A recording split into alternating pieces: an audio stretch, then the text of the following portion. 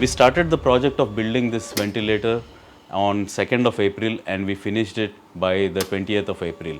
After 20th of April, we have been working on calibrating the device and packaging the device so that it can be in some presentable format.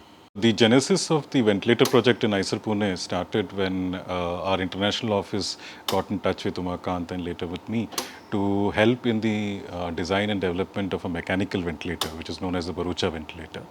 That is a project in which we are still involved in. But while doing that, we realized that that was a very basic machine which would not suffice for the use of COVID patients.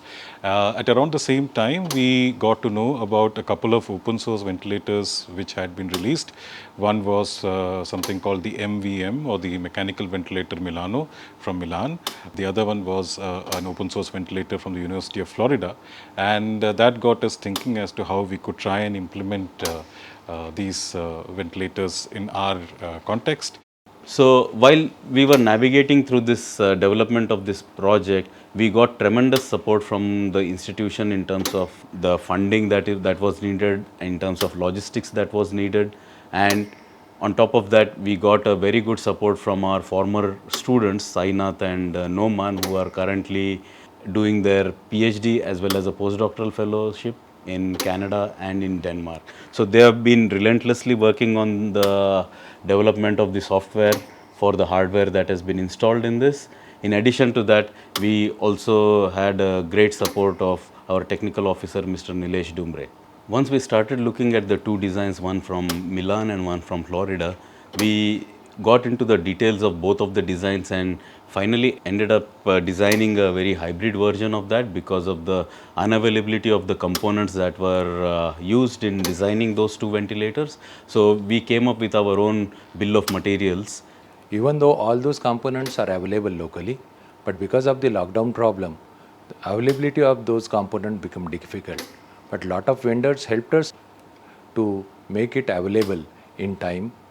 And we started working on different prototypes of that, and after like 4 to 5 iterations we settled down to a version which we think can be completely made with locally available components without relying much upon any imported components.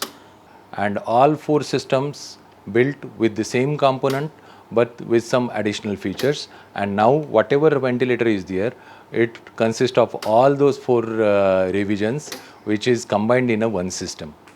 In this prototype, there are three primary modes of operation which the operator can select from the front screen here. One is something called the CPAP or the continuous positive airway pressure mode. In addition, you have the standard mode of operation, which is the forced mode or the mandatory mode. And as you can see here, there are a number of different parameters which can be configured by the operator. So for instance, you have breaths per minute, you have the IE ratio, and you also have something known as a volume control. On the display, you can show a number of different parameters as the user wishes. For instance, here we are showing the airway pressure as well as the tidal volume which is delivered to the patient. You can also have an additional mode which is known as the self-assisted mode. In the assisted mode, what the machine does is to try and support a patient's breathing, which the patient initiates on his own. For this, the operator can set lower and upper pressure triggers at which this mode has to be operated. So for instance, the operator can set appropriate triggers at which the machine has to support the patient's breathing. For instance, what I've shown you here is a slight negative pressure which arises as a consequence of a patient trying to breathe, and then the ventilator supports that mode of operation. Now this ventilator uses compressed air either from a hospital line or a dedicated compressor which provides clean air at the input of this ventilator. In the hospital environment, at the input, one needs to attach a gas mixer, which is a very standard element which is available off the shelf.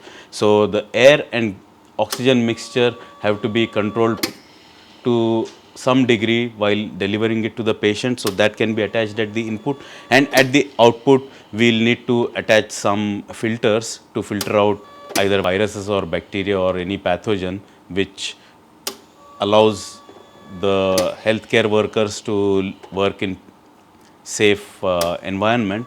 Now in this case we are using a test lung to demonstrate this ventilator, and as you can see we have integrated a microcontroller together with a mini computer inside this box. the nice thing about this ventilator is that one can monitor the parameters of the ventilator, parameters of the patient remotely, and also control these parameters remotely. One can also use a single computer to talk to many such ventilators in a hospital environment and actually monitor the parameters right on the screen of your mobile phone, and also control the various parameters through a mobile phone if need be. It is kept simple, efficient, as well as incorporates most of the design requirements which ventilators who cater to COVID patients have.